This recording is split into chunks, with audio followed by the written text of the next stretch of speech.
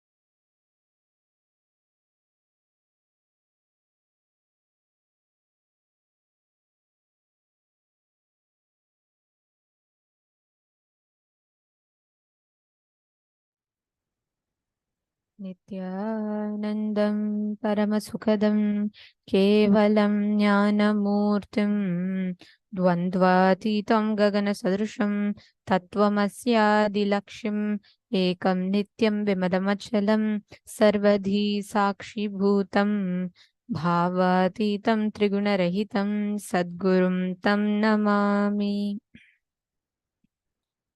Nityanandam, everyone. We welcome all the participants, every one of you joining with us on your 12th day of Paramashivoham level 3. So far, how has your journey been? How have you all been enjoying the program so far? Nityanandam, Manasha, Manusha Ben, Nityanandam, we welcome all the participants.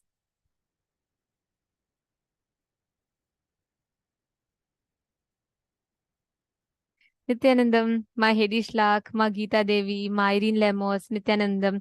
We welcome each and every one of you for the program today. Today is very, very special.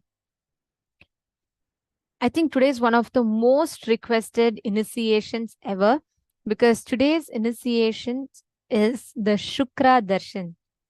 Get ready to receive the most powerful Shukra Darshan, which means without any prerequisites, without any special qualifications, you are given whatever you are asked. You are showered for it. Today is one of the most favorite days, the most loved days, because it is today that we learn about Guru. We learn who Guru is. What does Guru represent? What does he stand for? How do we establish feeling connection with the Guru? And how can we experience that intense feeling connection with the Guru? And how do we benefit from that? How can we experience, offer gratitude for all that the Guru has done to us in our lives?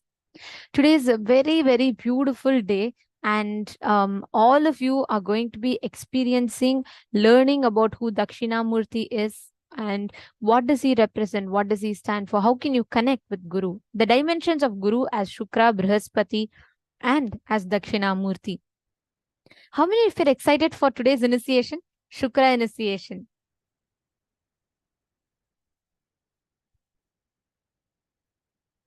How many of you are excited about receiving the Shukra initiation?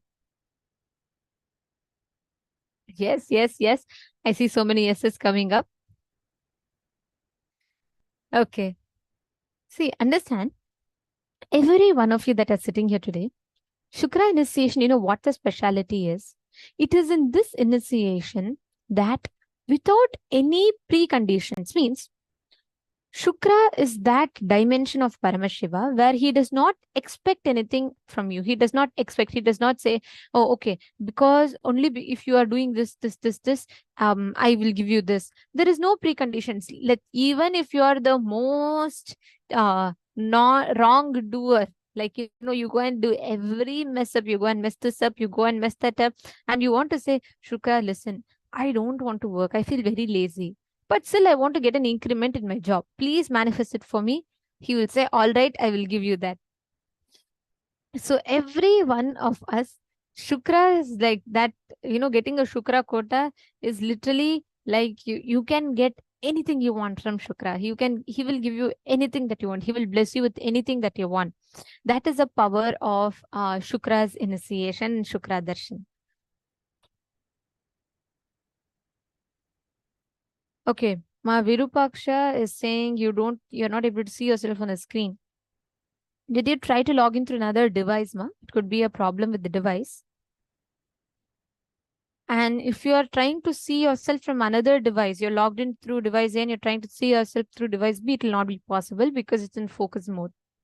So it should be either of these problems. You can try eliminating it. Or even if that's not working, Ma, uninstall and reinstall the Zoom app and log in back. Okay, that should work. Let me know if it's fixed. Okay, so today what are we going to be learning about? Today, Bhagavan Dakshinamurti is that complete manifestation of Paramashiva as a Guru.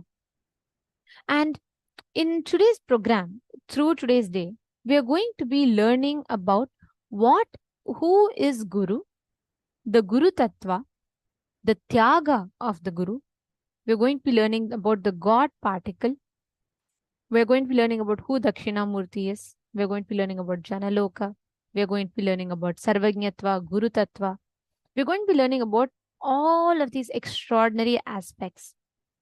So now, first thing, let us understand about what is Janaloka, the parallel universe of Janaloka.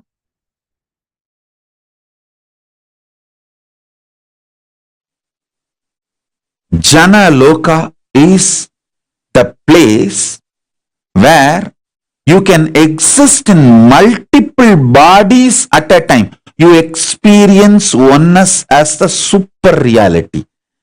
Anyone who experiences Jana Loka loses all forms of violence and fear, because you know you exist in everyone. Jana Loka is centered on oneness expanded into multiple beings.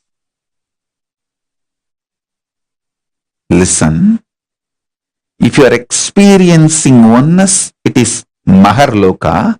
If you are experiencing oneness during the multiple expression, even though there are many people, but you know you are in all of them, that is Jana Loka.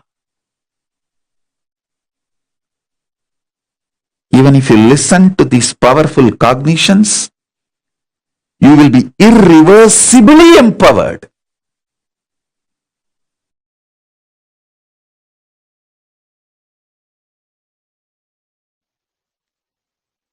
Oneness, decision to live in oneness leads you to heaven called Janoloka, or you can call it Janaloka. Listen,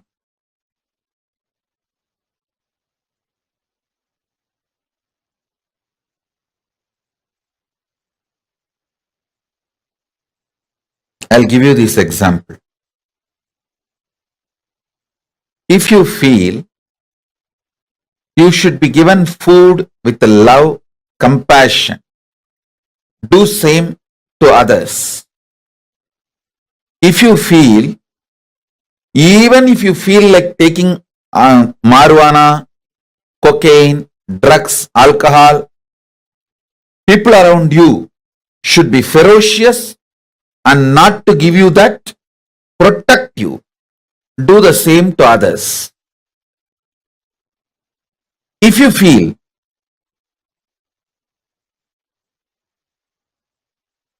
the right thing should be done to you with love, do the same way to others. If you feel you should be protected from the wrong things, do the same to others. Listen carefully. There is nothing called right or wrong in Janaloka. It is all about oneness. It's all about oneness. There is no right, there is no wrong. In Janaloka, there is no law like a womanizing is crime. Drugs are crime. This is right, that is wrong. There is no law. Oneness is right. If you feel alcohol, drugs are great, you want to enjoy, then share that with others. Oneness is the law of life in Janaloka. Of course, when you give drugs to others, then naturally you have to go through the criminal prosecution. That nobody can stop in this world. I am talking about Janaloka. In Janaloka, the only one principle is oneness. And I tell you,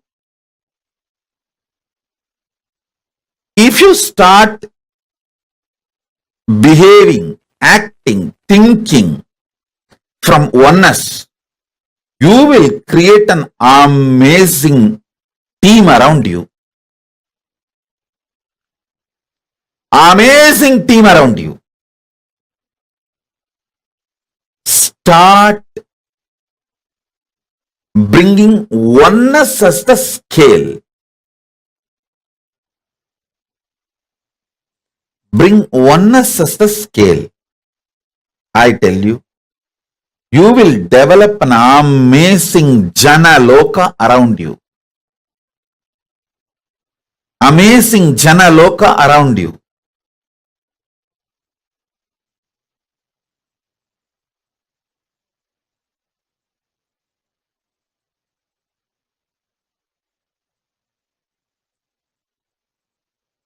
Understanding oneness, celebrating oneness, wherever you can't implement oneness due to the law of the land, making it clear to people around you, hey, this is what is oneness as far as I understand. That's what I do to my body, myself. But the law of the land requires this. I wanted to tell you clearly upfront. Even if you start making things clear, you will develop an amazing team around you.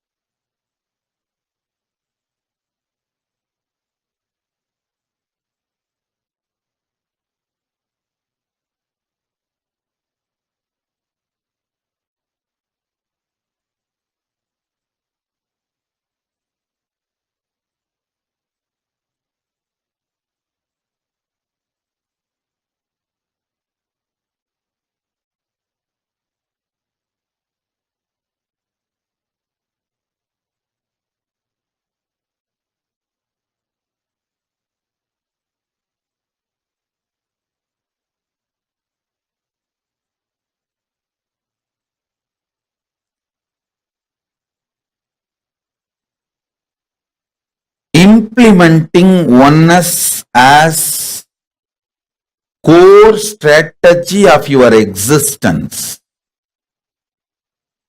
makes you to go to Janaloka and makes the Janaloka manifest around you.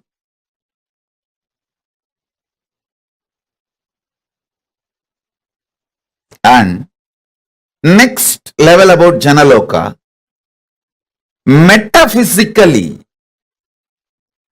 consciously, knowing clearly what you feel as good, bad, right, wrong for you. Same way people feel. If you want attention, people want attention. If you want to be loud, people want to be loud. If you want to be celebrated, people want to be celebrated.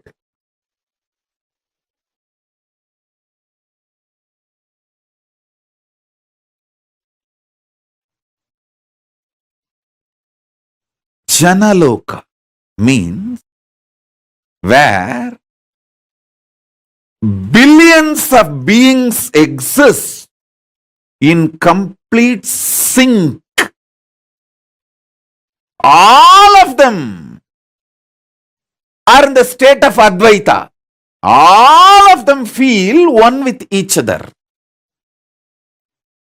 Listen, Nithyananda of Janaloka experienced the oneness experience 360 degree at the age of 12. If you know what I experienced, what I describe as first enlightenment experience, the 360 degree, I felt I am alive. How much I am alive in the skin, the same level I am alive in the stone, plants, everything around me. After that, I could not even pluck a grass. Even for puja, I will only take the part of the grass leaving the grass to live, only one part I will take it and offer it for puja. I cannot uproot a grass.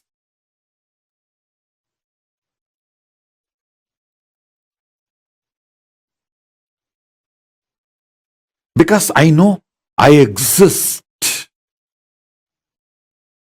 I exist. I exist. Nithyananda stationed at Jana Loka experienced the oneness, Advaita with everything, and landed into the Nithyananda stationed at Bhuloka.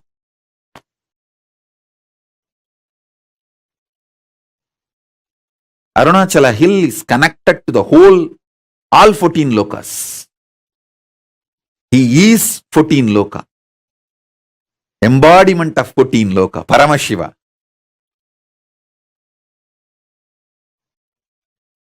All 14 lokas are within him. Arunachala has the address in all 14 lokas. If you write letter Arunachala Bhuloka, Arunachala Swarloka, Arunachala Maharloka, Arunachala Janaloka, Arunachala Tapoloka, in all 14 lokas, there won't be any address confusion. Simply the letter will be delivered. Because in all 14 lokas he exists. And more.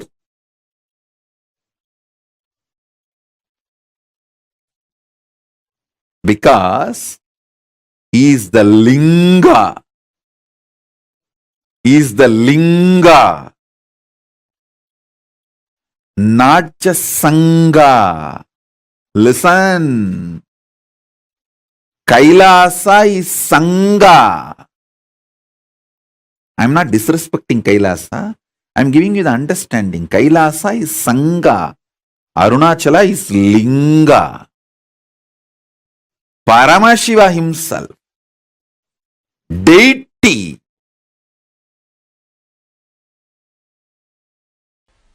actually, to tell you honestly, the system, if the body is allowed to function, even if it breaks the bone, there will not be pain. Pain is why me, that's all is pain. Not the fracture, not the, I am telling you from my experience, I had a fracture, multiple compound fracture. We have videograph from those days I used to go for this horse riding. All right. I was lean and thin those days. So I was going on the horse and we were coming near the Vaidya Sarovar. Some of my brahmacharis saw me and they got excited and played that Karpuswami song. Karpuswami song is that Kalabhairava's invoking Kalabhairava's song, that like a Swagatam, means, oh Kalabhairava, please land, come. We usually use that song for invoking Kalabhairava. And suddenly I saw that Kalabhairava is opening up in my body, and the body has become triple time heavy. Usually when he lands, it becomes very heavy. And that horse got frightened. It was not actually poor horse's mistake. That fellow, he was... Suddenly, if you see, 3 persons are sitting on you without... See, horses, if they see somebody is claiming on him, he will be psychologically prepared. And that poor fellow is not seeing anybody claiming on him, but the weight has become suddenly 3 times more. He got shaken. He started running, so I fell and I had a fracture. I just got up and said, I think there is a fracture, let's give a medical attention. Morning 7:30 the fracture happened, we have a video. And then I described how in our naval center we have our emergency 911 ambulance. So please understand, all our bodies are equipped to handle all our emergencies. Every medicine needed is in our naval center. Manipatmeham. That Manipatma in the navel is nectar. It has everything to repair our body. So I was seeing very clearly from there all the emergency supply going to that place to repair, and I was describing the whole scene, and only evening they did whatever need to be done, the surgery and everything. I insisted that do it without anesthesia, but they said, no, you are a VIP, we can't take the risk. And all right, anyhow, that story is different.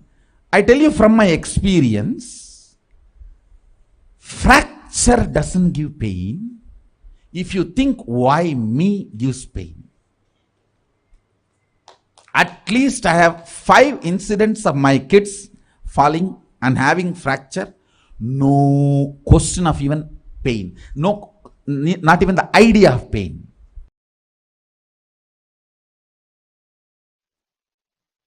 When I say, hey, you can have 25 independent, intelligent energies. You can make 25 independent power manifestations at a time. If you feel one with it, if you are vibrating with it, if you feel, yeah, when I can do third eye and make the Atmalinga stand erect, all these 2-3 things at a time, I can do 25 power manifestation at a time. If you vibrate with it, you are in oneness with me. We both are meeting in Jana Loka. The teleportation of Jana Loka is happening into Bhu Loka in you. If I say you can perform 25 intellectual acts at a time, like you can smell, you can hear, you can write, you can solve maths, all 25 actions at a time. If you feel connected, wow, yes, it is possible. Then from Swargaloka, teleportation is happening from Swargaloka of you to Bhuloka. If you understand, 25 powers can be manifested simultaneously at a time. Then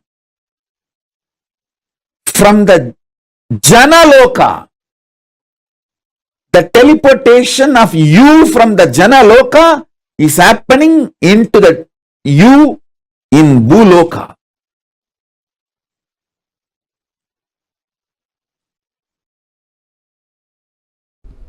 If this consciousness can move these hands, why not the air next to the hands? Why not the stone next to the air? Why not the hill next to the stone? The powerful cognitions have started manifesting. And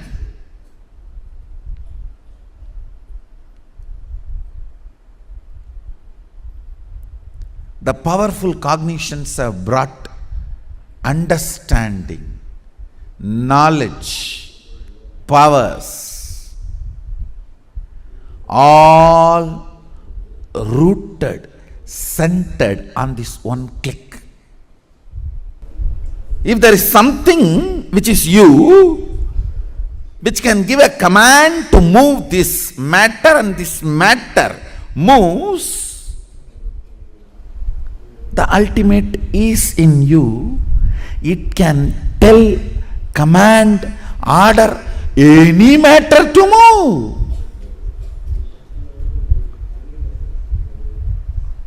Understand?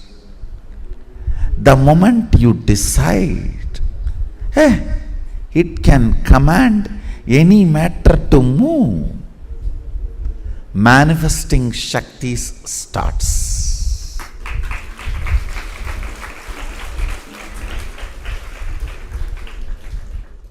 I am telling it is not moving is inauthenticity, powerless cognitions, the conclusions before even you try. Have you told this board to move and it did not move? If that is the case, you have not told to the board the way in which the board can listen. So change the method of telling. till the board listens, not doubt the technology of Advaita, which is the source.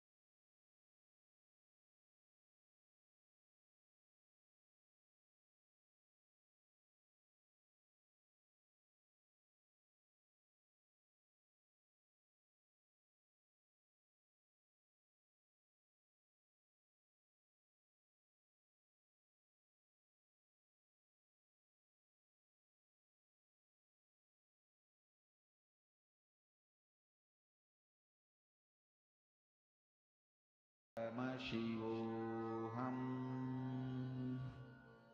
Om Nithyananda Paramashivoham.